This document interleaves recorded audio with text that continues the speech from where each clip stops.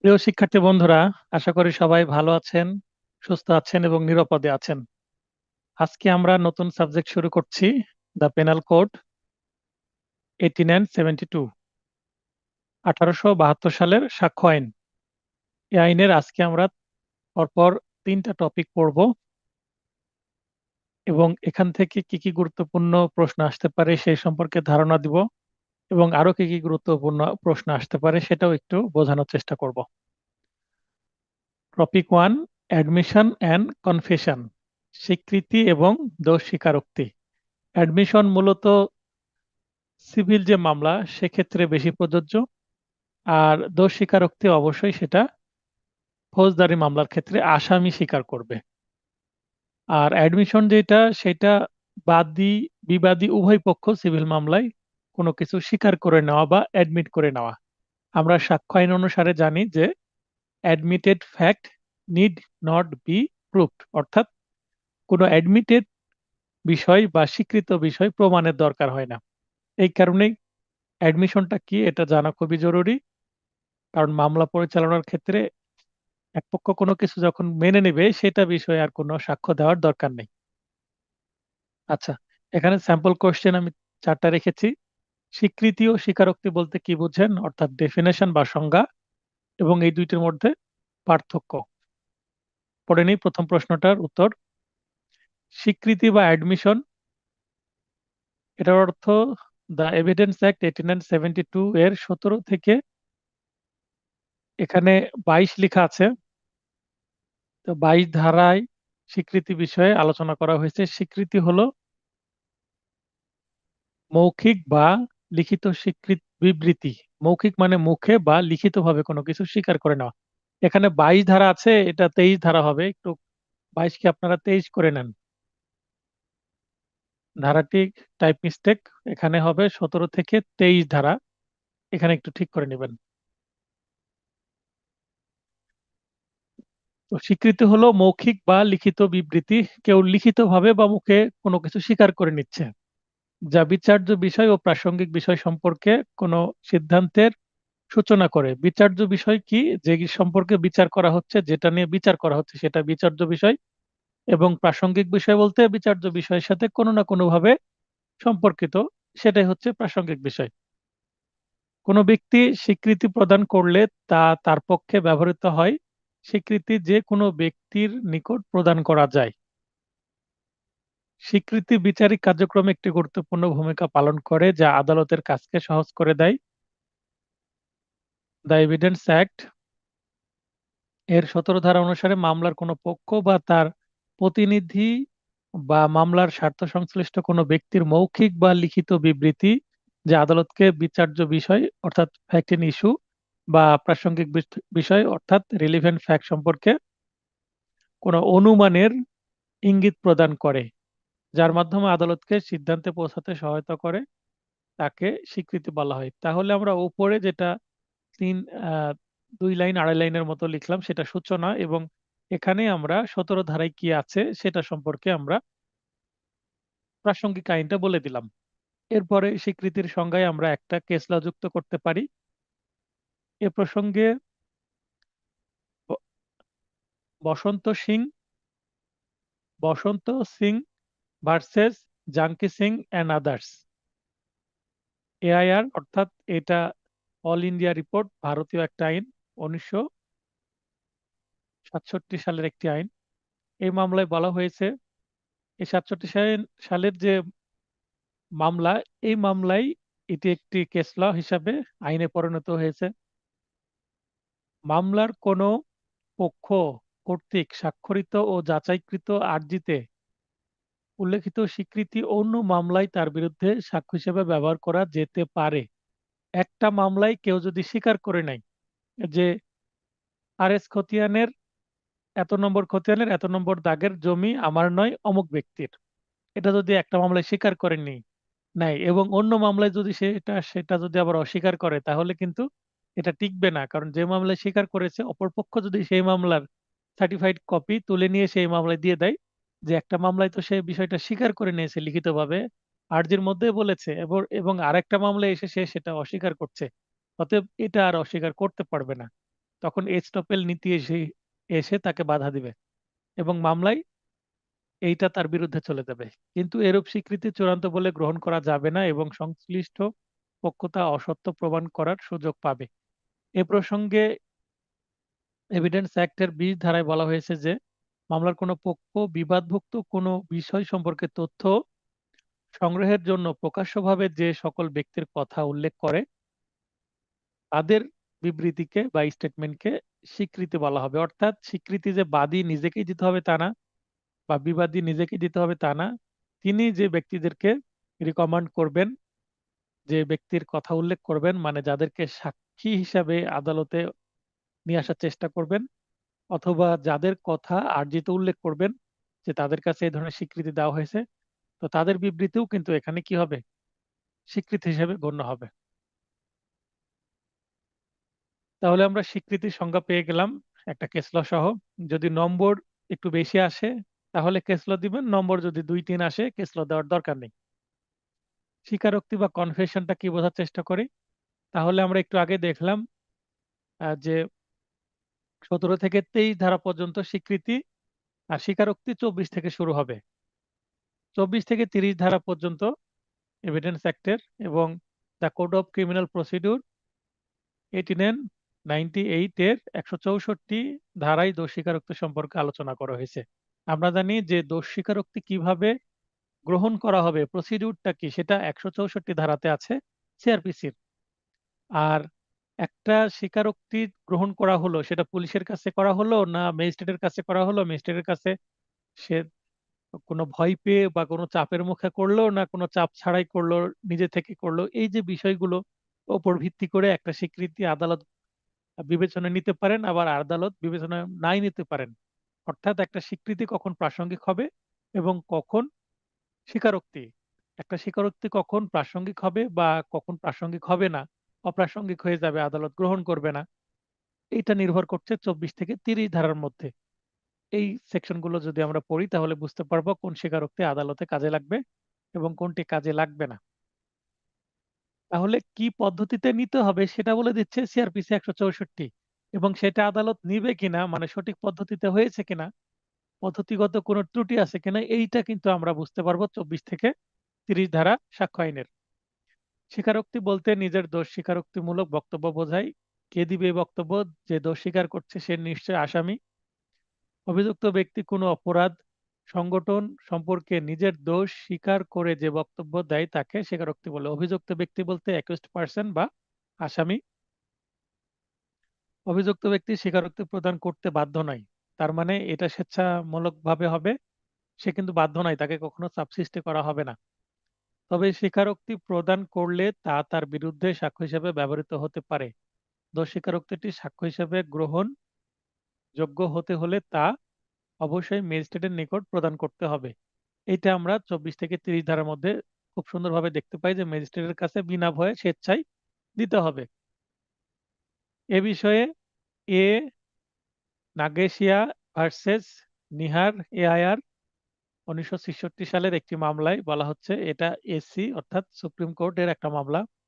এ মামলায় বলা হয়েছে যে নিজেকে অপরাধের সাথে না জড়িয়ে কোনো স্বীকারোক্তি করলে তা স্বীকারোক্তি হিসেবে গণ্য হবে না। মনে করেন যে একজন ব্যক্তি মিস্টার এক্স দোষ স্বীকার করছে, কিন্তু সেখানে নিজেকে নির্দোষ দাবি করছে এবং আরো দুইজন ওয়াই এবং জেড এর উপরে দোষটা চাপিয়ে দিচ্ছে। তা আমি অপরাধ করিনি ওর অনার, অপরাধ কে করেছে?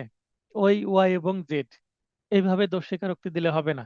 হ্যাঁ, যে দোষ স্বীকারোক্তি দিচ্ছে তাকে নিজেকে অবশ্যই দোষী হিসাবে সেখানে স্বীকার করতে হবে। পাশাপাশি অন্যের দোষ থাকলে তাদেরকে জড়াতে পারে, কিন্তু নিজেকে সেফ রেখে অন্যদেরকে জড়াবে এটা কিন্তু হবে না। অর্থাৎ অন্য কাউকে জড়াতে হলে ফার্স্ট নিজেকেও আগে জড়াতে হবে। দোষ স্বীকারোক্তি বলতে আগে নিজের দোষটা আগে স্বীকার করতে হবে, তারপরে অন্যের দোষের বিষয়টা বলা যাবে। আব্দুল রহিম ভার্সেস দ্য স্টেট 3 BLD, এটা বাংলাদেশের মামলা, 1983 সালের। এই মামলায় বলা হয়েছে যে দোষ স্বীকার যদি সঠিক এবং স্বেচ্ছা প্রণোদিত হয় তবে তার উপর ভিত্তি করে শাস্তি প্রদান করা যাবে। এক দোষ স্বীকার করে নিয়েছে, তার উপর ভিত্তি করেই শাস্তি দিয়ে দেওয়া যাবে, কারণ 164 ধারায় যে দোষ স্বীকারোক্তি, এটা একটি গুরুত্বপূর্ণ সাক্ষ্য হিসাবে আদালতে গ্রহণ করা হয়। তাহলে দুইটা ডেফিনেশন শেষ, আমরা এবার পার্থক্যগুলো দেখব। স্বীকৃতি ও স্বীকারোক্তির মধ্যে পার্থক্য। 1 নম্বরে 17 ধারায় স্বীকৃতির সংজ্ঞা দেওয়া হয়েছে, কিন্তু স্বীকারোক্তির সরাসরি কোনো সংজ্ঞা সাক্ষ্য আইনে প্রদান করা হয়নি। তবে অত্র আইনের 24 ধারায় স্বীকারোক্তির প্রাসঙ্গিকতা বিষয়ে আলোচনা করা হয়েছে। তাহলে এই ধারাগত পার্থক্য যদি আমরা দেখি 17 এবং 24। 2 নম্বর পয়েন্টে মামলার কোনো পক্ষ বা পক্ষের প্রতিনিধি, তার মানে এখানে সংজ্ঞাগত পার্থক্য আছে, একটু আগে পড়লাম আর পড়লাম না এই কারণে।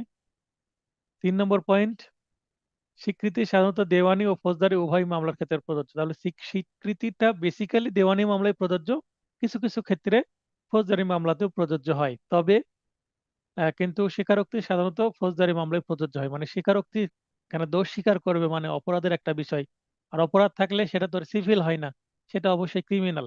তাহলে কনফেশন বা স্বীকারোক্তি শুধুমাত্র ফৌজদারি মামলার ক্ষেত্রে প্রযোজ্য, আর দেওয়ানি মামলায় সাধারণত স্বীকৃতির প্রযোজ্য, তবে কিছু কিছু ক্ষেত্রে ফৌজদারি মামলাতেও স্বীকৃতি প্রযোজ্য। তার মানে 3 নম্বর পয়েন্ট হচ্ছে প্রযোজ্যতা। 4 নম্বর পয়েন্ট হচ্ছে আদালতের স্বীকৃতি। আদালতের যে স্বীকৃতি, সেটা স্বীকৃতি দাতা ব্যক্তির পক্ষেও প্রমাণ করা যাবে। অপরদিকে স্বীকারোক্তি সর্বদা স্বীকারোক্তি দাতা ব্যক্তির বিরুদ্ধে কাজ করে। তার মানে কোনো জায়গায় স্বীকৃতি যদি হয়, সেটা যিনি স্বীকৃতি দিয়েছেন তার পক্ষেও কিন্তু প্রমাণ হিসাবে দেওয়া যায়। আর স্বীকারোক্তি সবসময়, যে দোষ স্বীকারোক্তি, এইটা তো কোনো ব্যক্তির পক্ষে আসবে না সবসময়। সে যেহেতু দোষ স্বীকার করেছে এর বিরুদ্ধেই যাবে, কারণ সেটা দিয়ে তো দোষ স্বীকারোক্তির উপর ভিত্তি করে কাউকে তো আর খালাস দিয়ে দিবে না আদালত, অবশ্যই কোনো না কোনো অল্প কম বেশি সাজা দিবে।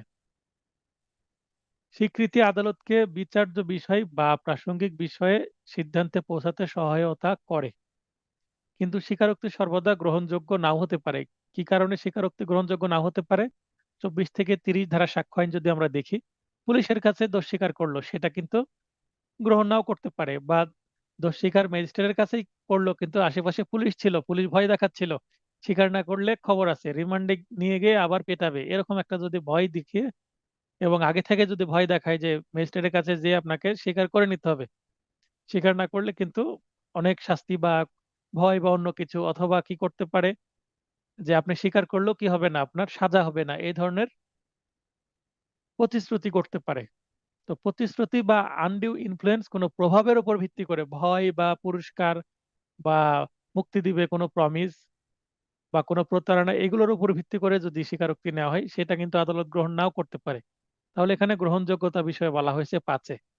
6 নম্বর, ব্যক্তি নিজে বা অন্য কেউ তার পক্ষে স্বীকৃতি প্রদান করতে পারে। একটু আগে আমি বললাম সংজ্ঞার মধ্যে যে স্বীকৃতি সেটা বাদী বা বিবাদী নিজেই দিতে পারে, বা তার পক্ষে অন্য ব্যক্তি দিলেও হবে, কিন্তু স্বীকারোক্তি সর্বদা অভিযুক্ত ব্যক্তিকে স্বয়ং করতে হবে। অপরাধ করলো এক্স, এক্স কে স্বীকার করতে হবে, এটা এক্স এর পরিবর্তে অন্য কেউ স্বীকার করলে হবে না। এক্স এর পরিবর্তে এক্স এর বাবা যদি স্বীকার করে যে হ্যাঁ আমার ছেলে অপরাধ করেছে, হ- তাহলে কিন্তু হবে না। স্বীকৃতি স্বেচ্ছায় প্রদত্ত হবে কিনা সে সম্পর্কে কোনো বাধ্যবাধকতা নেই, অর্থাৎ স্বীকৃতি যে ভয়ে করে দিচ্ছে না স্বেচ্ছায় দিচ্ছে, সেটা কিন্তু বলা নাই। তার মানে স্বেচ্ছায়, যেমন স্বীকারোক্তি স্বেচ্ছায় দিতে হয় সেটা কিন্তু বলা আছে, এটা একটা অন্যতম শর্ত, যে স্বেচ্ছায় দিতে হবে, এটি একটি শর্ত স্বীকারোক্তির ক্ষেত্রে। কিন্তু স্বীকৃতিতে স্বেচ্ছায় দিল না বাধ্য হয়ে দিল, এই ধরনের কোনো,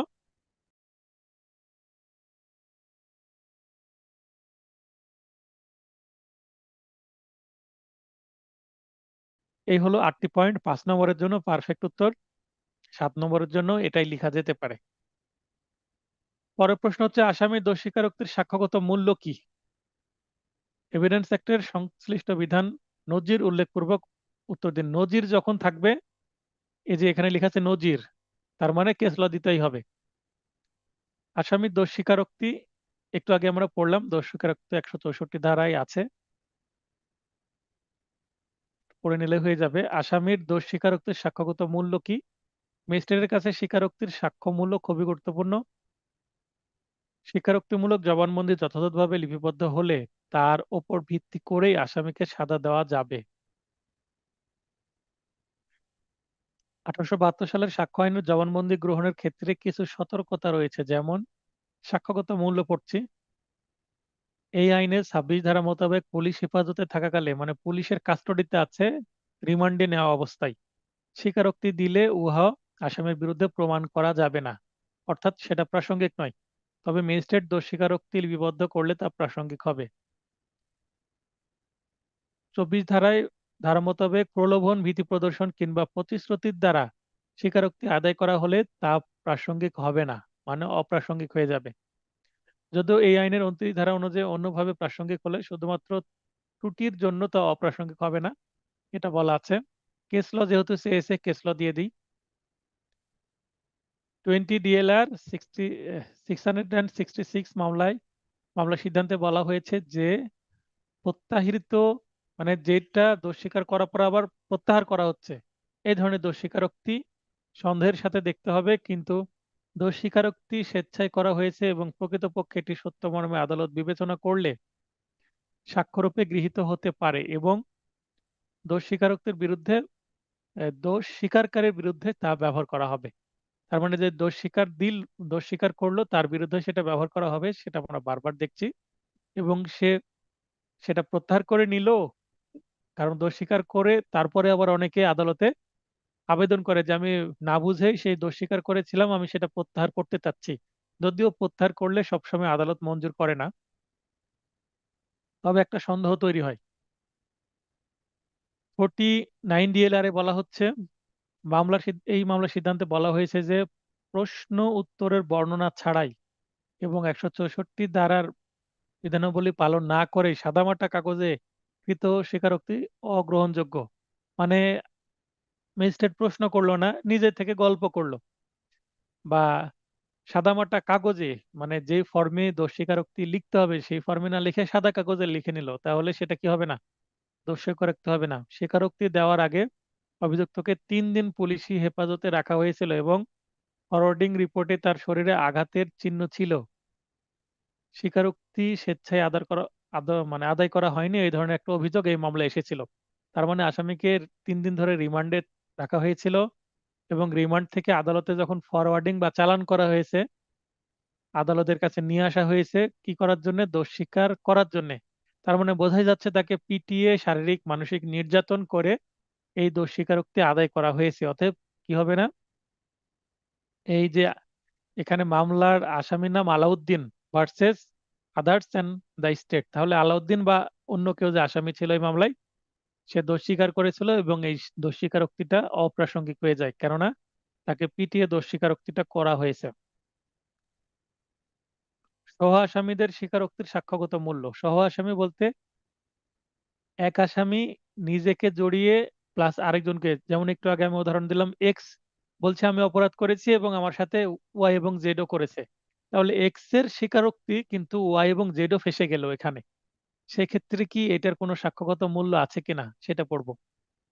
সাক্ষ্য আইনের 30 ধারা অনুযায়ী একসঙ্গে যৌথভাবে একাধিক ব্যক্তির বিচার হলে তাদের একজন নিজেকে ও অপর আসামিকে জড়িত করে, তার মানে মানে এক্স নিজেকে প্লাস ওয়াই জেড কেও জড়াচ্ছে, স্বীকারোক্তি দিলে তা অপর আসামির ক্ষেত্রে বিবেচনা করা যেতে পারে। তবে প্রতিষ্ঠিত নীতি হলো পারিপার্শ্বিক সাক্ষ্য দ্বারা প্রমাণিত না হলে শুধু সহ আসামির স্বীকারোক্তির ভিত্তিতে কাউকে সাজা দেওয়া যাবে না। পারিপার্শ্বিক বলতে সার্কামস্ট্যান্সিয়াল যে এভিডেন্স আছে, মনে করেন এক্স বলল আমি অপরাধ করেছি, সাথে ওয়াই জেডও ছিল।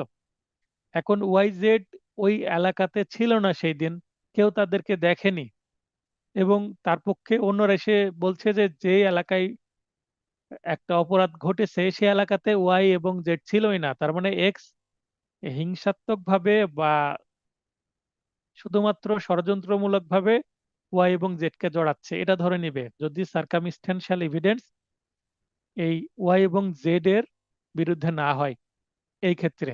তবে হ্যাঁ, সার্কামস্ট্যান্সিয়াল এভিডেন্সও মিলে যাচ্ছে যে অপরাধ করার পরে মনে করেন এক বাড়িতে চুরি হয়েছে বা কি হয়েছে, দস্যুতা হয়েছে, ওই বাড়ি থেকে বের হয়ে যাওয়ার সময় এক্স ওয়াই জেড তিনজনের কাছে ব্যাগ দেখতে পাওয়া গেছে, তাহলে এবং তাদেরকে দৌড়ে পালিয়ে যেতে দেখেছে, তাহলে সার্কামস্ট্যান্সিয়াল এভিডেন্স তাদের বিরুদ্ধে। আবার যাওয়ার সময় তাদের যে জুতার ফুটপ্রিন্ট সেটা পাওয়া গেছে, সিসিটিভি ক্যামেরায় তাদের ছবি দেখা গেছে যে তারা তারা বাড়ি থেকে পালিয়ে যাচ্ছে, তাহলে অবশ্যই circumstantial evidence X Y Z তিনজনের বিরুদ্ধে, তার মানে এক্স সত্যি কথা বলছে, যে ওয়াই জেডও ছিল ঘটনাস্থলে। এটাকেই বলা হচ্ছে যে যদি শুধুমাত্র মুখের কথা না, সার্কামস্ট্যান্সিয়াল যে এভিডেন্স আছে, পারিপার্শ্বিক সাক্ষ্য আছে, সেটা যদি সাপোর্ট করে এক্স এর কথা বা স্বীকারোক্তিকে, তাহলে সেটা গ্রহণ করা হবে। কারণ মানুষ মিথ্যা বলতে পারে, কিন্তু সিসিটিভি ক্যামেরা যেটা দেখা গেল, এটা সার্কামস্ট্যান্সিয়াল একটা এভিডেন্স, সেটা তো আর মিথ্যা হবে না। 45 ডিএলআর এই মামলায় বলা হচ্ছে, সাক্ষ্য আইনের 30 ধারা অনুসারে আদালত সহযোগে আসামির দোষ স্বীকারোক্তি আদালত বিবেচনায় নিবেন, কিন্তু সমর্থিত সাক্ষ্য ব্যতীত দোষ স্বীকারোক্তির ওপর ভিত্তি করে শাস্তি প্রদান করা যাবে না। অর্থাৎ এক্স এর শাস্তি দিলেও ওয়াইজেড কে সাজা দেওয়া যাবে না যতক্ষণ না ওয়াইজেড এর বিরুদ্ধে অন্যান্য সাক্ষ্য পাওয়া যাচ্ছে। সহযোগে আসামির দোষ স্বীকারোক্তিমূলক বিবৃতির উপর ভিত্তি করে অন্য আসামিকে দোষী সাব্যস্ত করা যায় না। কেবল অন্যান্য সাক্ষ্য প্রমাণের ভিত্তিতেই সহ আসামির অপরাধ স্বীকারোক্তিকে গুরুত্ব দেওয়া যেতে পারে। এখানে স্বীকারোক্তি বানানটাকে ঠিক করে নেবেন, টাইপ মিস্টেক হয়ে আছে। দুইটা কেস ল দেওয়া হয়েছে, যেটা মনে থাকবে যে কোনো একটা দিলেই হবে। প্রত্যাহারকৃত দোষ স্বীকারোক্তির সাক্ষ্যগত মূল্য। তাহলে আমরা দোষ স্বীকারোক্তির সাক্ষ্যগত মূল্য পড়ছি তিনটা। সাধারণ সাক্ষ্যগত মূল্য পড়লাম, তারপরে সহ আসামির দোষ স্বীকারোক্তির সাক্ষ্যগত মূল্য, এবার একটা দোষ স্বীকার করা হয়েছে সেটা আবার প্রত্যাহার করা হয়েছে, তো সেটার সাক্ষ্যগত মূল্য কি, মানে তিনটা আমরা দোষ স্বীকারোক্তির সাক্ষ্যগত মূল্য দেখব। তিনটা কনফেশনের সাক্ষ্যগত মূল্যে আমরা এখানে আলোচনা করছি। মামলার নম্বর কত তার উপরে ডিপেন্ড করে আমরা তিনটাই অথবা দুইটা বা একটা লিখব। ম্যাজিস্ট্রেটের কাছে যে জবানবন্দি দেওয়ার পর তা যে কোনো সময় প্রত্যাহারের আবেদন করা যাবে। যখন মামলার নথিতে জবানবন্দি প্রত্যাহারের আবেদন থাকে, তাকে বলা হয় প্রত্যাহারকৃত জবানবন্দি, অর্থাৎ রেস্ট্রাক্টেড কনফেশন। আসামি আসামির নিজেকেই এ ধরনের আবেদন করতে হয়। আসামি নিজে বা আসামি পক্ষে আইনজীবী এই দরখাস্তটা করে থাকেন। পারিপার্শ্বিকভাবে প্রমাণিত হলেই শুধু স্বীকারোক্তি প্রত্যাহারের আবেদন করা হয়েছে এ কারণেই আসামি খালাস পেতে পারে না। মানে দোষ স্বীকার করে জবানবন্দি দিল, পরবর্তীতে সেটা প্রত্যাহারের আবেদন করলো, কিন্তু দেখা যাচ্ছে যে হ্যাঁ ওই এলাকায় তাকে দেখা গেছে, বা যে চুরির যদি অপরাধ হয় চুরিকৃত সম্পদটা তার কাছে পাওয়া গেছে, আবার সিসিটিভি ক্যামেরাতে ওই এলাকায় তাকে ঘুরে ফিরে বেড়াতে দেখা গেছে, তার মানে তার যে মুখের কথা সেটা সত্যি, যেটা স্বীকার করেছিল সে অলরেডি সেটা সত্যি, কারণ পারপার্শ্বিক সাক্ষ্য বা সার্কামস্ট্যান্সিয়াল এভিডেন্স তার বিরুদ্ধে, এবং এই ঘটনার সত্যতা প্রমাণিত হয়ে যায় অন্যান্য সাক্ষ্য দ্বারা। তাই প্রত্যাহার করলেও লাভ হবে না, এটা দ্বারা তাকে খালাস দিবে না। ফৌজদারি কার্যবিধি 342 ধারায় আসামি পরীক্ষার কথা বলা হয়েছে। এই ধারায় যে সাফাই সাক্ষীর সময় স্বীকারোক্তি প্রত্যাহারের আবেদন করা যায়, তবে প্রত্যাহার আবেদন না বিবেচনা করা না করা সম্পূর্ণ আদালতের এখতিয়ার। মানে 342 ধারার সময় সাফাই সাক্ষীর একটা বিষয় থাকে, আসামি নিজের পক্ষে সাক্ষী দিতে পারে, নিজের আত্মপক্ষ সমর্থন করে যে হ্যাঁ আমি নির্দোষ।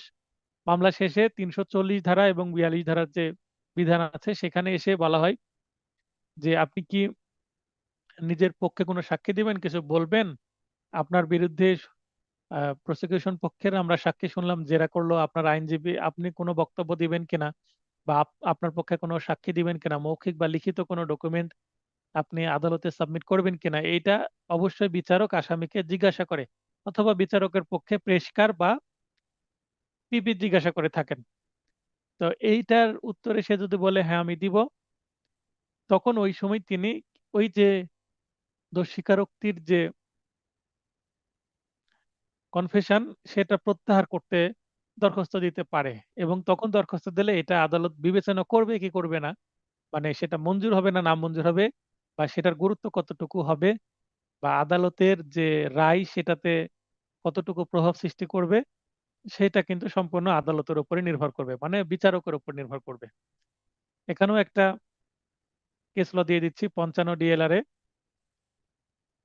এই মামলায় বলা হচ্ছে যে পরবর্তীতে প্রত্যাহার করা হলেও এই প্রত্যাহারকৃত স্বীকারোক্তি আসামির শাস্তি প্রদানের ভিত্তি হতে পারে যদি সত্য এবং স্বেচ্ছায় প্রদত্ত হয়। তার মানে প্রত্যাহার করা হলেও জাস্ট দোষ স্বীকার করেছিল সেই কনফেশনের উপরে ভিত্তি করেই আসামিকে সাজা দেওয়া যাবে যদি সে সেটা স্বেচ্ছায় দেয়, এটা প্রমাণিত হয়। তো এই ছিল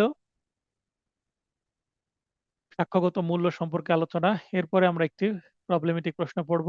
তদন্তকালে একজন পুলিশ কর্মকর্তার কাছে প্রকাশ করে যে সে গুলি করে বিকে হত্যা করেছে। পুলিশের কাছে বলছে আমি গুলি করে বিকে মেরে ফেলেছি। বলছে খুনের ঘটনায় ব্যবহৃত আগ্নেয়াস্ত্রটি এর দেখানো মতে নিকটবর্তী জঙ্গল থেকে উদ্ধার করা হয়। মানে ঘটনা যেখানে ঘটলো তার পাশে একটা জঙ্গল আছে, সে জঙ্গলের একটা জায়গা থেকে যে আগ্নেয়াস্ত্র হয়তোবা পিস্তল বা রিভলভার বা বন্দুক সেটা পাওয়া গেল। আগ্নেয়াস্ত্র বলতে যে অস্ত্র থেকে বারুদ বের হয়, তার মানে গুলির মধ্যে বারুদ থাকে। বারুদ বা গান পাউডার থাকলে সেটাকে আগ্নেয়াস্ত্র বলা হবে। তো এখানে বলছে আমি বিকে খুন করেছি পুলিশের কাছে, এবং পুলিশ বলল ঠিক আছে তাহলে কি দিয়ে মেরেছেন? আমি পিস্তল দিয়ে মেরেছি। পিস্তল কই? পাশের জঙ্গলে আছে। জঙ্গলে কোথায় চলেন দেখান। তো দেখালো। তো সে মতে পেয়ে গেল। কি পেয়ে গেল? অস্ত্রটা পেয়ে গেল। এর উপরোক্ত স্বীকারোক্তিমূলক বক্তব্যটি কোন পর্যন্ত সাক্ষ্য বা এভিডেন্স হিসেবে গ্রহণযোগ্য হতে পারে আলোচনা করুন। আমরা জানি 27 ধারায় এটা আছে। 27 ধারায় পুলিশের কাছে দোষ স্বীকার করলে সেই স্বীকারোক্তি গ্রহণযোগ্য নয়, কিন্তু যতটুকু পর্যন্ত পুলিশের দেওয়া তথ্য মতে কোনো কিছু উদ্ধার করা হবে সেই অংশটুকু প্রাসঙ্গিক হবে। তাহলে এখানে প্রদত্ত প্রশ্নের তথ্যসমূহ এই যে, এটাকে আমরা ঘটনা বলতে পারি পয়েন্ট আকারে। তো ঘটনা দেখালাম। আলোচ্য প্রশ্নের জিজ্ঞাসিত বিষয় বা এটা বিচার্য বিষয় হিসেবে দেখাবো। প্রাসঙ্গিক আইন 27 নম্বর যে আইন, ধারা 27 আমি বলে দিলাম একটু আগে। 27 ধারার বিধান মতে আসামির নিকট হতে প্রাপ্ত তথ্য যতটা প্রমাণ করা যেতে পারে তা নিম্নরূপ। স্বীকারোক্তি হোক বা না হোক, সেটা স্বীকারোক্তি হোক বা না হোক, আসামি পুলিশের কাছে একটু তথ্য দিয়েছে। কি তথ্য দিয়েছে? অভিযোগের সাথে সম্পর্কযুক্ত কোনো আলামতের বিষয়ে তথ্য প্রদান করলে এবং প্রদত্ত তথ্য অনুযায়ী উক্ত আদালত উদ্ধার উক্ত আলামত উদ্ধার হলে তা সাক্ষ্যরূপে ব্যবহৃত হতে পারে। তার মানে আলামত উদ্ধার হলো, এই কারণে এখানে বলা যাবে আলোচ্য প্রশ্নের তথ্যসমূহ ও 27 ধারার বিধান মতে বলা যায় যে প্রথমত তদন্তকালে পুলিশ কর্মকর্তার কাছে প্রকাশ করে যে সে গুলি করে বিকে খুন করেছে, এবং দ্বিতীয়ত খুনের ঘটনায় ব্যবহৃত আলামতটি অর্থাৎ আগ্নেয়াস্ত্রটি এর দেখানো মতে নিকটবর্তী জঙ্গল হতে উদ্ধারিত হয়। দুইটা ঘটনা, দুইটা বিষয়। অতএব এর উপরোক্ত স্বীকারোক্তিমূলক বক্তব্যটি শুধুমাত্র তার কথা মতো আলামত উদ্ধার পর্যন্ত সাক্ষ্য হিসেবে গ্রহণযোগ্য হতে পারে। এটাই হচ্ছে মূল বক্তব্য। তবে এটি এর দোষ স্বীকারোক্তি বা কনফেশন হিসেবে বিবেচনা করার কোনো সুযোগ নেই, কারণ সেটা ফৌজদারি কার্যবিধি 164 ধারার বিধান মতে ম্যাজিস্ট্রেটের কাছে প্রদান করা হয়নি। তাই আশা করি বুঝতে পেরেছেন। এবার পরবর্তী প্রবলেমেটিক প্রশ্ন। পুলিশ কর্তৃক ধৃত হয়ে একজন ডাকাত, বলা হচ্ছে ডাকাত, পুলিশের নিকট তার অপরাধ স্বীকার করে জানায় যে তার কাছে ডাকাতি করা কিছু মালামাল সংরক্ষিত আছে। অতঃপর তার প্রদর্শিত গোপন স্থান থেকে পুলিশ চোরাই মাল উদ্ধার করে। পুলিশের নিকট উক্তরূপ স্বীকারোক্তি তার অপরাধ প্রমাণে গ্রহণযোগ্য সাক্ষ্য হিসেবে বিবেচিত হতে পারে কি? ঠিক একই ধারাকে টার্গেট করে প্রশ্ন করা হয়েছে। এই যে 27 ধারা আলোচনা করতে হবে আমাদের, তারপরে আমাদের একই কথা বলতে হবে, একই উত্তর। এরপরে আমরা চলে যাই topic two, dying declaration. Dying declaration বলতে মৃত্যুকালীন ঘোষণা। একজন ব্যক্তি মুমূর্ষু অবস্থায় মারা যাচ্ছে, তো সে কেন তার এই অবস্থা, এটা সংক্রান্ত কি হতে পারে ডাইং ডিক্লারেশন দিতে পারে। তো কেন সে মারা যাচ্ছে, তা আহত কেন হয়েছে, কেন তাকে, এটা কে করেছে, এই সংক্রান্ত যদি তার কোনো বক্তব্য থাকে সেটাকে ডাইং ডিক্লারেশন বলা হবে। 1 নম্বর প্রশ্ন, মৃত্যুকালীন ঘোষণা বলতে কি বুঝছেন? ডেফিনেশন। মৃত্যুকালীন ঘোষণা, ডাইং ডিক্লারেশন। প্রশ্ন যদি ইংরেজিতে আসে ডাইং ডিক্লারেশন কাকে বলে, অবশ্যই ইংলিশে লিখবেন ডাইং ডিক্লারেশন, তারপরে বাংলাতে উত্তর করবেন। আর যদি প্রশ্ন বাংলাতে আসে মৃত্যুকালীন ঘোষণা কাকে বলে, অবশ্যই মৃত্যুকালীন ঘোষণা বাংলায় লিখবেন। চাইলে ইংলিশে ব্র্যাকেটে ইংলিশটা দিতে পারেন। আর যদি ডাইং ডিক্লারেশন ইংলিশে আসে তাহলে ইংলিশটা আগে দিবেন এবং ব্র্যাকেটে দিবেন বাংলা।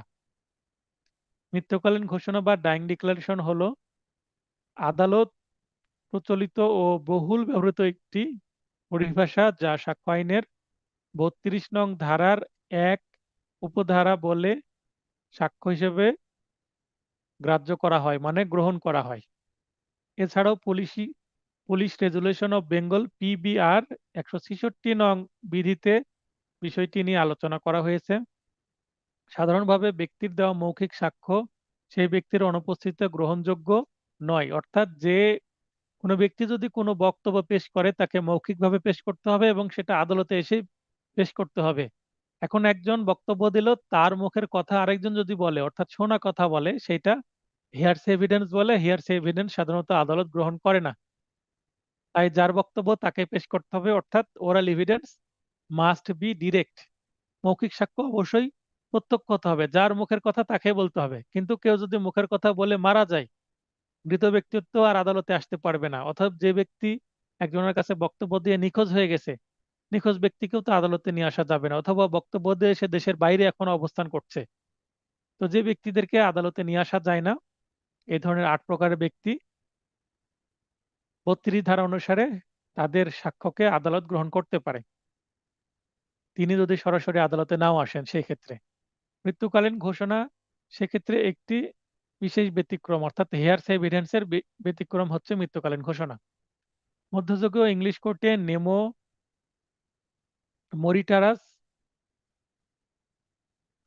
নেমোমরিটারাস প্রাউসুমিটাস মেন্টারি নামক মূলনীতির সূত্রপাত ঘটে, যার অর্থ no one on the point of death, মানে মৃত্যুর সময় কেউ should be presumed to be lying, মানে অর্থাৎ মৃত্যুকালে কেউ মিথ্যা বলে না, এটা কি ধরে নেওয়া হয়।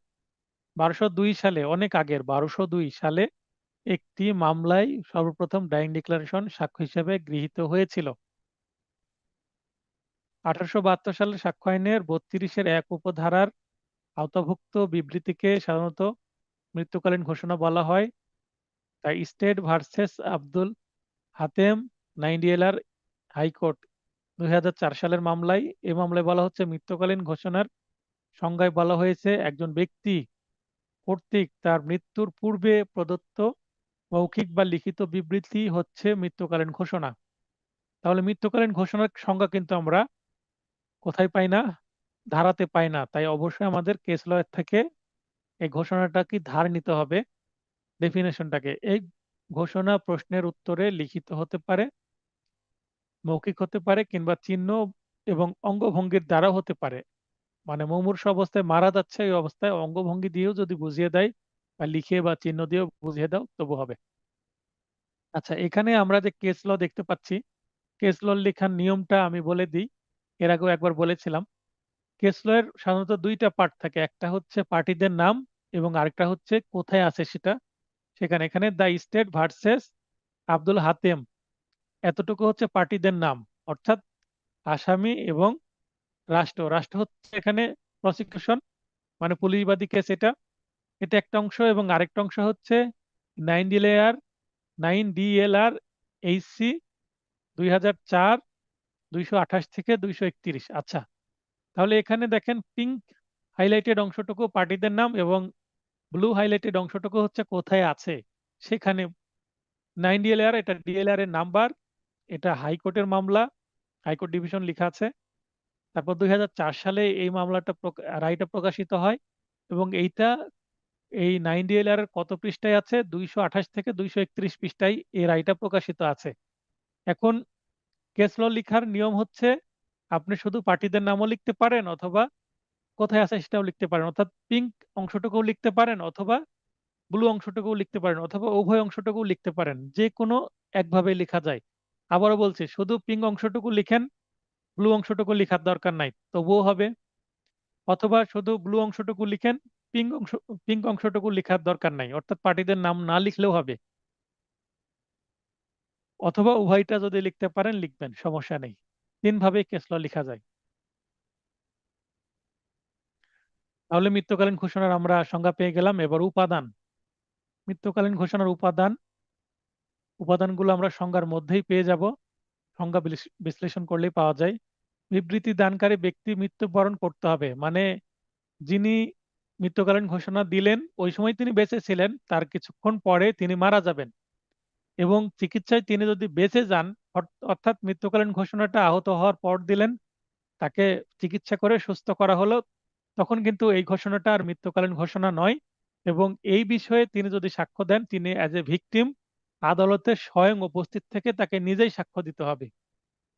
আবার যদি মৃত্যুকালীন যিনি ঘোষণা দিলেন তিনি যদি কোমাতে চলে যান, মানে না জীবিত না মৃত, কোমা বলতে তিনি কোথায় আছেন, দীর্ঘদিন ধরে হাসপাতালে বেডে লাইফ সাপোর্টে আছেন। তো যদি দীর্ঘদিন ধরে কোমায় থাকে এবং তার অনুপস্থিতিতেই মামলাটা যদি বিচার চলতে থাকে এবং মেডিকেল সায়েন্স এর যে সিদ্ধান্ত, মানে ডাক্তারের সিদ্ধান্ত, তার যে কোমা থেকে বের হওয়ার সম্ভাবনা খুবই কম, তিনি আলটিমেটলি মারা যেতেই পারেন, সেই ক্ষেত্রে হয়তোবা তাকে মৃত হিসাবে ধরে নেওয়া যেতে পারে, কারণ সেটাকে ক্লিনিক্যাল ডেথ বলে।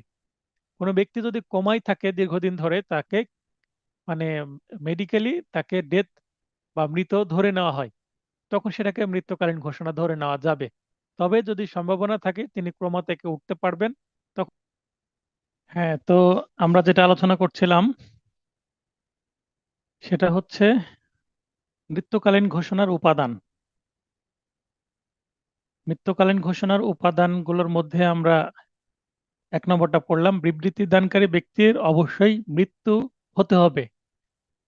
বিবৃতি দেওয়ার পরে যদি বেঁচে যায় তাহলে তার সেটা মৃত্যুকালীন ঘোষণা হিসাবে ধরে নেওয়া হবে না। অর্থাৎ সেটা যে ব্যক্তি যে ঘোষণাটা দিয়েছিলেন তখন তিনি আদালতে আসবেন এবং তাকে জেরা করতে পারবে আসামি পক্ষের আইনজীবী। আর মরে গেলে তো আর জেরা করা যাচ্ছে না তাকে, তাই তার পরিবর্তে আরেকজন ব্যক্তি আসবেন মৃত্যুকালীন ঘোষণা যিনি প্রমাণ করতে চাচ্ছেন, তখন তিনি আসবেন। মনে করেন মিস্টার এক্স মারা গেল, তার ওয়াইফ মিসেস এক্স যদি আদালতে এসে প্রমাণ করতে চায় যে আমার স্বামী মারা গেছে, এর কারণে ওয়াই তাকে মেরেছে, এক্স আমাকে বলেছে, ওই সময় আহত অবস্থায় যখন আমি দেখতে পাই তার নাম আমাকে বলেছে, তখন কিন্তু যিনি মৃত মৃত ব্যক্তির পক্ষে সাক্ষী দিচ্ছেন তাকে কিন্তু জেরা করার সুযোগ আছে।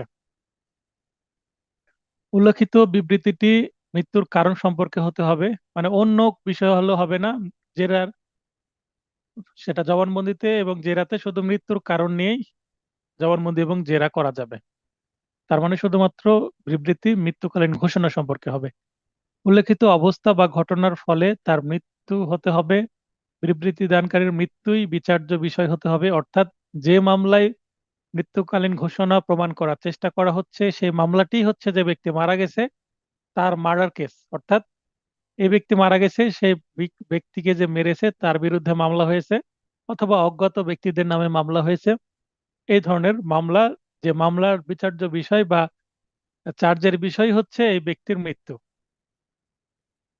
বিবৃতি দানকারী বিবৃতি দেওয়ার যোগ্য হতে হবে, অর্থাৎ তার বয়স যথেষ্ট হতে হবে এবং সে উন্মাদ না, সে সুস্থ মস্তিষ্ক সম্পন্ন ব্যক্তি হতে হবে, কারণ উন্মাদ ব্যক্তি কোনো বিবৃতি যদি দেয় তার বিবৃতি কিন্তু গ্রহণ করা হবে না। মূলত উপরে উল্লেখিত 5টি উপাদানের সমন্বয়ে মৃত্যুকালীন ঘোষণার সংজ্ঞা গঠিত হয়, তাই আমরা সংজ্ঞা থেকেই এই উপাদানগুলো পাই। তবে একটা কেস ল যদি আমরা দিই, 16 DLR এই মামলায় ব্যক্ত করা হয়েছে যে মৃত্যুকালীন ঘোষণা বিশুদ্ধ এবং সত্য বলে প্রতীয়মান হলেই তা অপরাধী চিহ্নিতকরণের সন্তোষজনক ভিত্তি নির্মাণ করে। মৃত্যুকালীন ঘোষণার যথাযথতা নির্ণয়ের কতিপয় প্রধান মাপকাঠি হলো ঘোষণাটি সহজাতভাবে বিশুদ্ধতার প্রভাব রাখে কিনা, আক্রমণকারীদের চিনতে কিংবা তাদের নাম উল্লেখ করতে মৃত্যু আসন্ন ব্যক্তির পক্ষে ত্রুটি করার কোনো সম্ভাবনা ছিল কিনা, অর্থাৎ সে কতটা অসুস্থ ছিল বা কতটা আহত ছিল যে তাদেরকে চিনতে পেরেছে এবং তাদের যে নাম বলছে সেটার ক্ষেত্রে কোনো ত্রুটি আছে কিনা বা ত্রুটি থাকার সম্ভাবনা আছে কিনা, যেটি বাহিরের কোনো দিক থেকে প্ররোচনা মুক্ত ছিল কিনা। অর্থাৎ মৃত্যুকালীন ঘোষণা দেওয়ার সময় ধরে নেওয়া হচ্ছে যে হ্যাঁ, মৃত্যু পথযাত্রী কোনো ব্যক্তি মৃত্যুকালে মিথ্যা কথা বলবে না, কিন্তু অন্যের প্রভাবে মিথ্যা বলছে কিনা কাউকে বাঁচাতে গিয়ে, মনে করেন যে তার কোনো আপনজন তাকে মেরেছে, সে চাচ্ছে না যে আমি মানে আমার মার্ডার কেসের আসামি হিসেবে এই ব্যক্তিটার কি হয়, বিচার হোক। তাহলে অন্যের নাম দিয়ে দিল তাকে বাঁচাতে, এরকম কোনো বিষয় আছে কিনা? মামলার অপরাধের সাক্ষ্য ও অবস্থা সমূহের সঙ্গে সঙ্গতিপূর্ণ কিনা, অর্থাৎ এই যে মৃত্যুকালীন ঘোষণা দিল মামলার সাথে ম্যাচ করছে কিনা, অর্থাৎ প্রাসঙ্গিক কিনা। আচ্ছা, একটু আগে যেটা আমি বলছিলাম বেঁচে গেলে সেটা আর গ্রহণীয় হবে না, সেটাই এবার প্রশ্নে আছে। যদি ঘোষণাকারী বেঁচে যায় তবে কি মৃত্যুকালীন ঘোষণা আইনে গ্রহণীয়? ব্যাখ্যা করুন। মৃত্যুকালীন ঘোষণার অন্যতম শর্ত হলো ঘোষণাকারীর মৃত্যু সংগঠন। ফলে ঘোষণাকারী বেঁচে গেলে তখন সাক্ষ্য আইনের ৩২(১) ধারা অনুযায়ী তা গ্রহণযোগ্য সাক্ষ্য হিসাবে আদালতে গৃহীত হবে না। তবে 3(b)(c)(r) মামলাতে আদালত বলেন, সাক্ষ্য আইনের ১৫৭ ধারা অনুযায়ী তখন এই প্রকার বিবৃতি সমর্থনমূলক সাক্ষ্য হিসেবে বিবেচিত হতে পারে। অর্থাৎ যিনি মারা যাচ্ছিলেন তিনি মৃত্যুকালীন ঘোষণা দিলেন, পরবর্তীতে তিনি বেঁচে গেলেন। তাহলে তার সাক্ষ্য মৃত্যুকালীন ঘোষণা হিসেবে ট্রিট না হলেও সেটা সমর্থনমূলক সমর্থনমূলক একটি সাক্ষী হিসাবে গ্রহণ করা হবে এবং পরবর্তীতে আদালতে বলবে, হ্যাঁ, আমার যখন মৃত্যু হওয়ার সম্ভাবনা তৈরি হয়েছিল তখন আমি এই সাক্ষীটা দিয়েছিলাম এবং আমি এখনো সেই সাক্ষীতে কি আছি, সেই বক্তব্য এখনো বহাল আছি। অর্থাৎ আমি জবানবন্দিতে ওই যিনি মুমূর্ষু ব্যক্তি মৃত্যুকালীন ঘোষণা দিয়েছিলেন জবানবন্দিতে তিনি একই সাক্ষী দিলে সেটাকে সমর্থনমূলক সাক্ষী হিসেবে নেওয়া হবে। তবে তাকে জেরার সুযোগ থাকবে এখানে। আর মারা গেলে তো আর জেরার সুযোগ থাকছিল না। যেহেতু ঘোষণাদানকারী বেঁচে আছেন সেহেতু তিনি আদালতে উপস্থিত থেকে শপথ বাক্য পাঠ ও জেরার সম্মুখীন হতে পারে। এছাড়াও সাক্ষ্য আইনের ১৪৫ ধারা অনুসারে জেরাকালে বিরোধ দেখানোর জন্যও কিন্তু এই মৃত্যুকালীন ঘোষণা, যেটা বর্তমানে সমর্থনমূলক সাক্ষ্য হিসাবে গ্রহণ করা হচ্ছে, সেটাকে কিন্তু দেখানো যাবে। অর্থাৎ ১৬১ ধারায় সাক্ষীদের যে জবানবন্দি নেওয়া হয় ওই ধরনের একটা সিচুয়েশন এখানে তৈরি হবে। মৃত কিংবা নিখোঁজ ব্যক্তির বিবৃতি কোন পরিস্থিতিতে এবং কিভাবে প্রাসঙ্গিক উদাহরণ সহ আলোচনা করুন। অর্থাৎ ৩২ ধারা বিস্তারিত আলোচনা করার কথা বলা হচ্ছে। মৃত ব্যক্তি কিংবা নিখোঁজ ব্যক্তির বিবৃতির প্রাসঙ্গিকতা। তো এখানে আমরা ৩২ ধারার যে ৮ প্রকার বিধান আছে সেটা তুলে দিলেই হবে। এখানে দেখেন ৮টা পয়েন্ট আছে। মৃত ব্যক্তির মৃত্যুর কারণ সম্পর্কে প্রশ্ন উত্থাপিত হলে তার মৃত্যুকালীন ঘোষণা অর্থাৎ ডাইং ডিক্লারেশন আদালতে গ্রহণ করা হবে। স্বাভাবিক কাজকর্মের খাতায় লিপিবদ্ধ সময় ও তারিখ।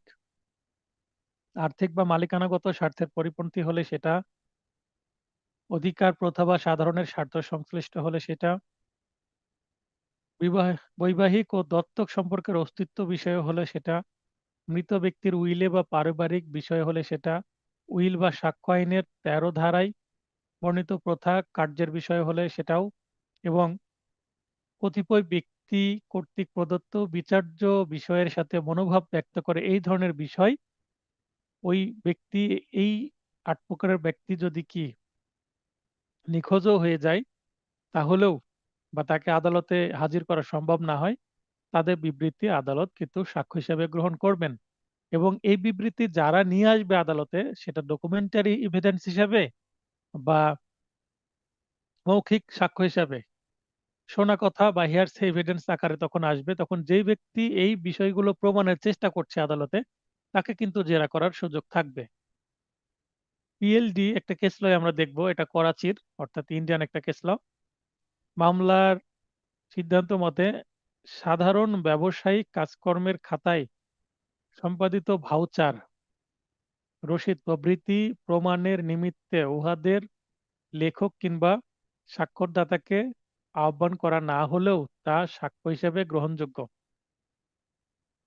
আচ্ছা, এখানে আমরা দেখছি অধিকাংশ ক্ষেত্রেই আমরা বাংলাদেশি কিছু কেস ল ব্যবহার করি এবং ইন্ডিয়ান কিছু কেস ল ব্যবহার করি। আচ্ছা, এখানে যদি আপনাদেরকে প্রশ্ন করা হয়, সাধারণত এটা ভাইভাতে করা হতে পারে যে কোন দেশের কেস ল বাংলাদেশে প্রাসঙ্গিক, এটার উত্তর কেউ করতে পারবেন? আমরা অধিকাংশ বিদেশি কেস লর মধ্যে কিন্তু ইন্ডিয়ান কেস লটা বেশি আমরা ব্যবহার করি। এছাড়া কানাডা, অস্ট্রেলিয়া এই ধরনের কেস ল কিন্তু ব্যবহার হতে পারে। তো এটা কি আপনাদের জানা আছে যে কোন দেশের কেস ল বাংলাদেশে আইন হিসাবে আদালতে ব্যবহার হয়? আর কোন দেশের কেস ল ব্যবহার হয় না? হ্যাঁ, শিবলি ভাই কি জানেন বলেন। এটা এটা হচ্ছে যতটুকু জানি যুক্তরাজ্যের কেস ল গুলো, ইউনাইটেড কিংডমের, আমার বাংলাদেশে রেফারেন্স ব্যবহৃত হয় বেশি। তো এখানে তো আমরা ইন্ডিয়ান ব্যবহার হতে দেখছি। এখন যদি আমি আপনাকে প্রশ্ন করি কোন দেশের আদালতের কেস ল বাংলাদেশে ব্যবহার করা হবে না, রায়টাকে, এ ধরনের একটা দেশের নাম বলেন দেখি। এটা আপাতত ইসরায়েল হতে পারে। হ্যাঁ, ডেফিনেটলি ইসরায়েল। কারণ তাদের সাথে আমাদের কোনো ডিপ্লোম্যাটিক সম্পর্ক নাই। এখানে দেখবেন যে আমাদের সাক্ষ্য আইনে আছে যে জুডিশিয়ালি নোটিশেবল যেগুলো, সেগুলো কিন্তু এর মধ্যে একটা লিস্ট আছে।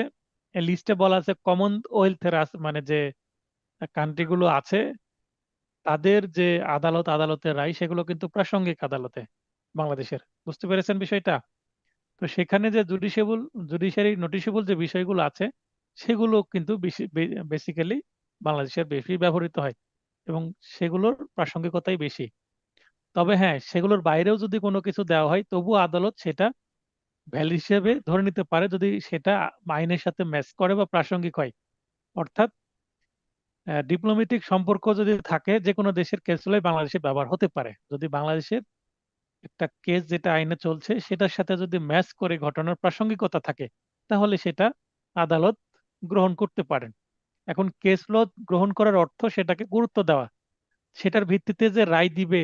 এখন একটা বিষয়ে একটা কেস লয়ে দেখতে পাচ্ছি যে একই ধরনের মামলায় আদালত রায় দিয়েছেন, একটা হাইকোর্ট, বাংলাদেশের হাইকোর্টে রায় দিয়েছেন, এখন জেলা জজ সেটা নিতেও পারে নাও নিতে পারেন আমলে।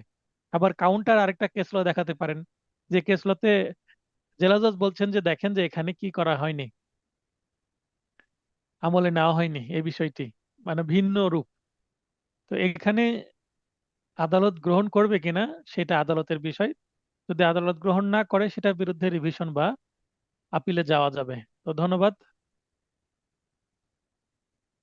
এরপর আমরা চলে যাই পরবর্তী টপিক, আজকে তৃতীয় টপিক, সর্বশেষ টপিক, বার্ডেন অফ প্রুফ অর্থাৎ প্রমাণের দায়। একটি বিষয় আদালতে আসলো, সিভিল হোক ক্রিমিনাল মামলা হোক, যে কোনো মামলায় কি, কে কি প্রমাণ করবে, একটা বিষয় কাকে প্রমাণ করতে হবে, সেটাকে বলা হচ্ছে প্রমাণের দায় বা বার্ডেন অফ প্রুফ। তো ছোট্ট করে একটা জিনিস মনে রাখবেন, যে যা দাবি করবে তাকেই তা প্রমাণ করতে হবে। এটা হচ্ছে একটা কমন সেন্সের বিষয়।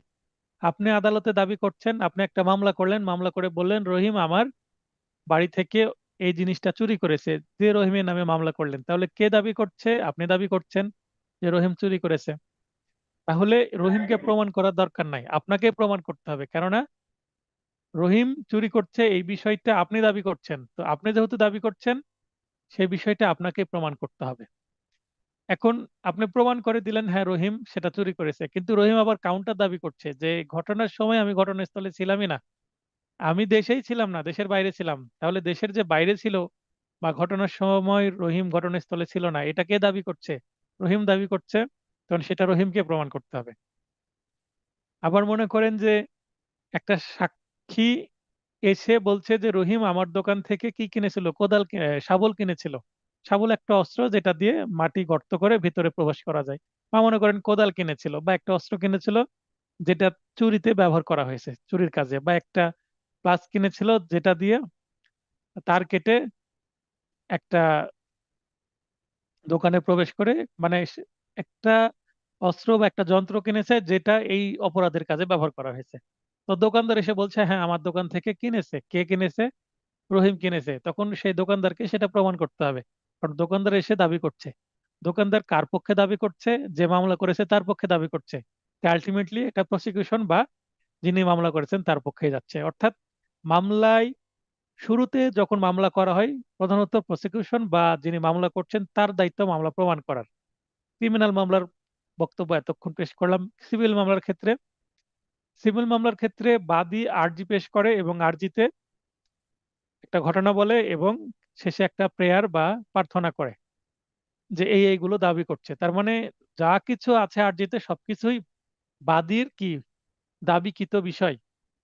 এখন বিবাদী এসে যদি এটার কাউন্টার দেয়, অর্থাৎ লিখিত যে জবাব দেয়, রিটেন স্টেটমেন্ট দিয়ে যদি বাদী দাবি করে যে বা বিবাদী দাবি করে যে বাদী যে কিছু দাবি করছে সবকিছুই বিবাদী অস্বীকার করে, আসলে প্রকৃত ঘটনা এরকম বলে, প্রকৃত ঘটনায় আবার সে কিছু বর্ণনা দিচ্ছে, সেটা বিবাদীর দাবি, অর্থাৎ দুইজন পরস্পর বিরুদ্ধে কাউন্টার দাবি করছে।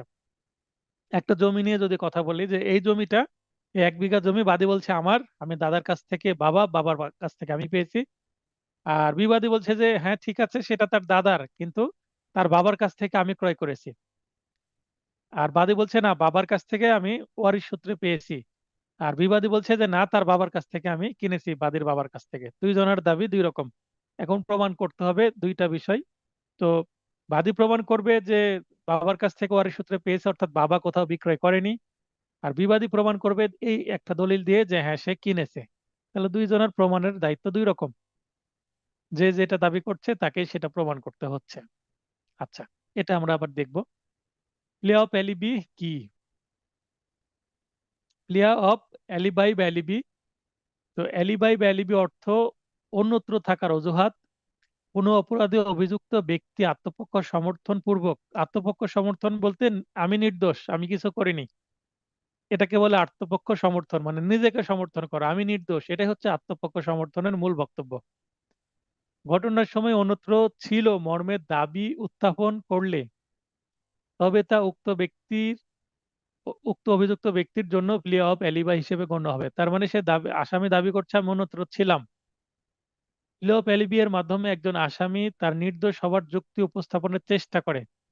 সাক্ষ্য আইনের 103 এবং 106 ধারার বিধান মতে অ্যালিবি বা অন্যত্র থাকার অজুহাত প্রমাণ করতে উক্ত দাবির সমর্থনে উপযুক্ত সাক্ষ্য দাখিল করতে হবে। তো প্লে অফ অ্যালিবি দাবি করলেই তো হবে না, সেটাকে তো প্রমাণ করতে হবে।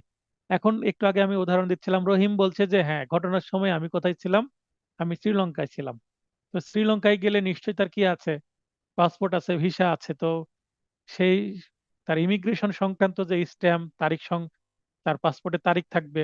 তো তারপর তার টিকিট থাকবে, সে যেভাবে যাতায়াত করেছে সেগুলো যদি ব্যাখ্যা করে এবং তারিখ যদি ম্যাচ করে, তাহলে তার এই ডকুমেন্ট দ্বারা প্রমাণ হতে পারে। এবং তা দাখিল করে প্রমাণের দায়িত্ব মূলত দাবিকারী, অর্থাৎ যে দাবি করছে আমি অন্যত্র ছিলাম, অভিযুক্ত ব্যক্তির উপর বর্তাবে।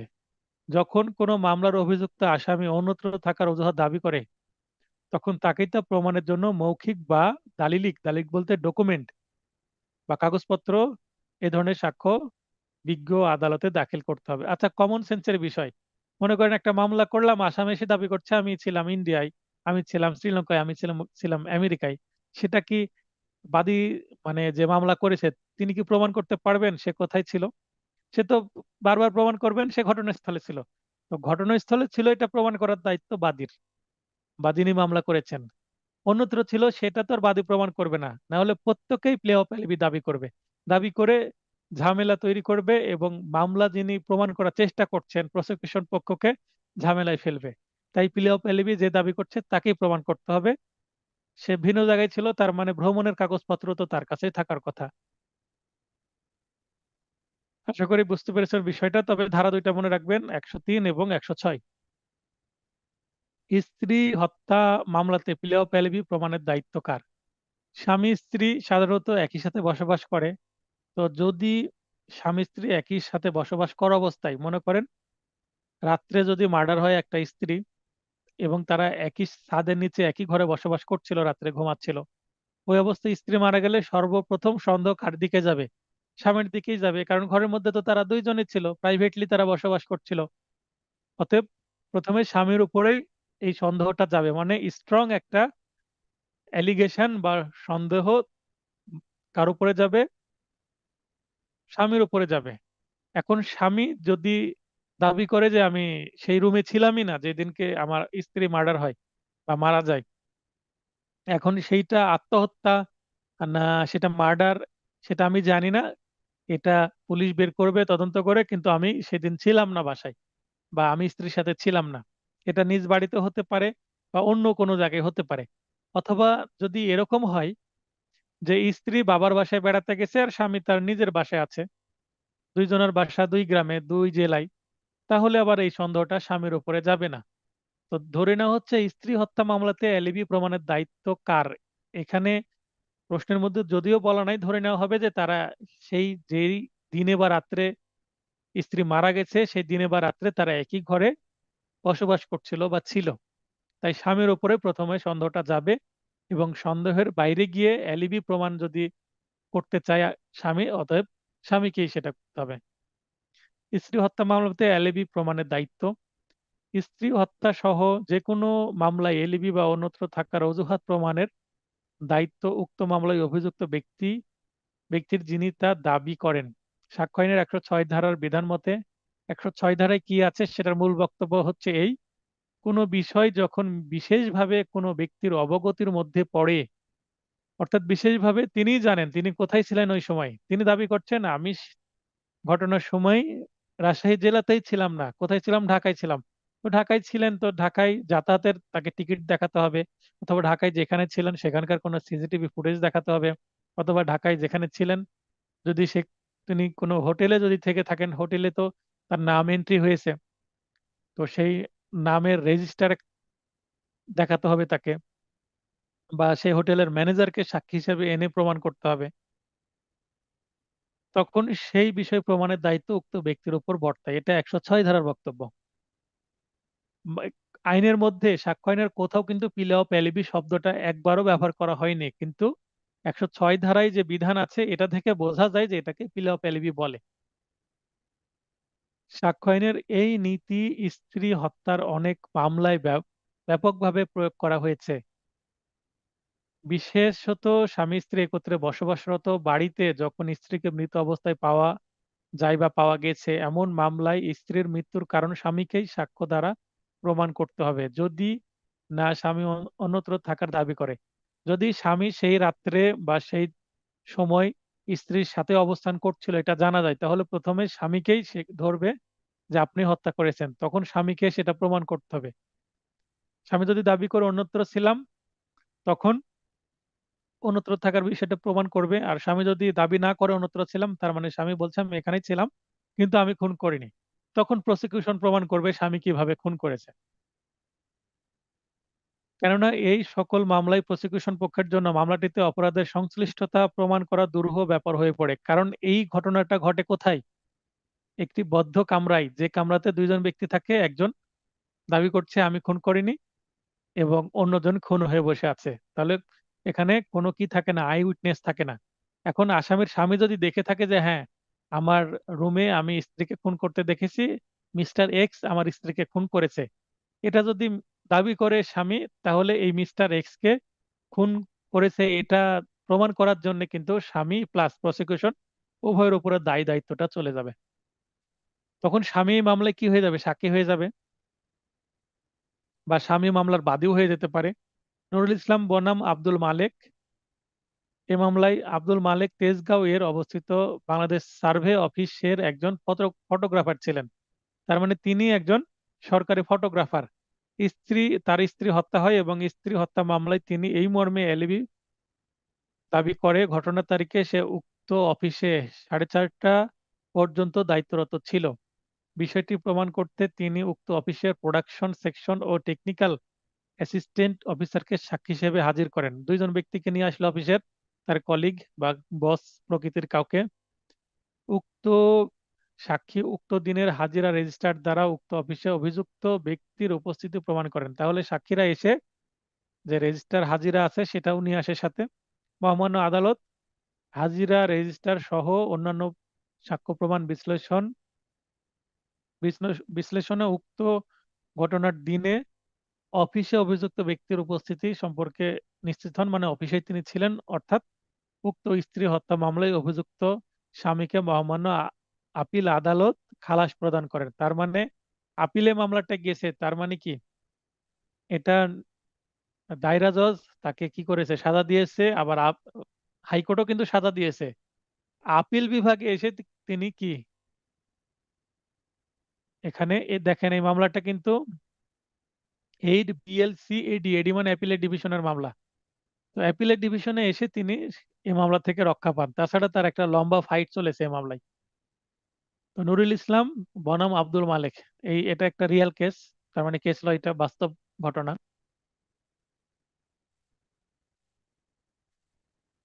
3 নম্বর হচ্ছে একটা প্রবলেমেটিক কেস, নবদম্পতি ক ও খ বিবাহের পর হানিমুনে কক্সবাজার বেড়াতে যায়। 2 দিন পর স্বামী ক আত্মীয়দের সংবাদ দেয় যে তার স্ত্রী খ বিষ পান করে আত্মহত্যা করেছে। তার মানে ক হচ্ছে স্বামী, খ হচ্ছে স্ত্রী। এখন 2 দিন পর ক আত্মীয়দের অর্থাৎ তার বাবা মা এবং তার স্ত্রীর বাবা মাকে হয়তো ফোন করে বলছে যে আমার স্ত্রী খ বিষ পান করে আত্মহত্যা করেছে হানিমুনে গিয়ে। তদন্তকালে পুলিশ হোটেল রুমের বাথরুম হতে, আচ্ছা, হোটেল রুমে স্থায়ীভাবে বসবাস না করুক, কিন্তু ধরে নেওয়া হবে একজন নবদম্পতি হাজব্যান্ড ওয়াইফ যখন হানিমুনের মতো একটা ট্যুরে যাবে তখন তারা নিশ্চয়ই একসাথেই ঘনিষ্ঠভাবে বসবাস করবে। খ এর মরদেহ উদ্ধার করে ক পুলিশের কাছে বলে যে ঘটনার সময় সে হোটেল রুমে ছিল না। তার মানে যখন আমার স্ত্রী মার্ডার হয় বা স্ত্রী যখন মারা যায় তখন আমি ঘটনাস্থলে ছিলাম না, সে দাবি করছে যে স্ত্রী আত্মহত্যা করেছে। তাহলে বাথরুমের মধ্যে আছে, তখন পুলিশ তদন্ত করে দেখবে, পোস্টমর্টম রিপোর্ট আসবে, মৃত্যুর কারণ দেখবে, সবকিছু দেখবে, এটা প্রসিকিউশন দেখবে এবং সেই সাথে স্বামীকেও সন্দেহ করবে যে সেই কি করেছে, আম, হত্যা করেছে। তার স্বামীকে 1 নম্বর আসামি করতেই পারে এবং সেই সাথে অজ্ঞাতনামা আসামি করতে পারে। কয়ের দাবিকৃত বিষয়টি কাকে প্রমাণ করতে হবে? ক দাবি করছে আমি হোটেল রুমে ছিলাম না যখন আমার স্ত্রী এই কাণ্ডটা করেছে। সে দাবি করছে স্ত্রী আত্মহত্যা করেছে। সাক্ষ্য আইনের সংশ্লিষ্ট ধারা মোতাবেক ব্যাখ্যা করুন। আচ্ছা, স্ত্রী যদি আত্মহত্যা করে এবং এই আত্মহত্যা যদি স্বামীর প্ররোচনায় করে, তাও তো কিন্তু এখানে 306 ধারা মতে আত্মহত্যায় প্ররোচনা দানের জন্য কিন্তু কি হবে, স্বামীর শাস্তি হবে। 302 ধারা হতে পারে, 306 ধারা হতে পারে স্বামীর বিরুদ্ধে।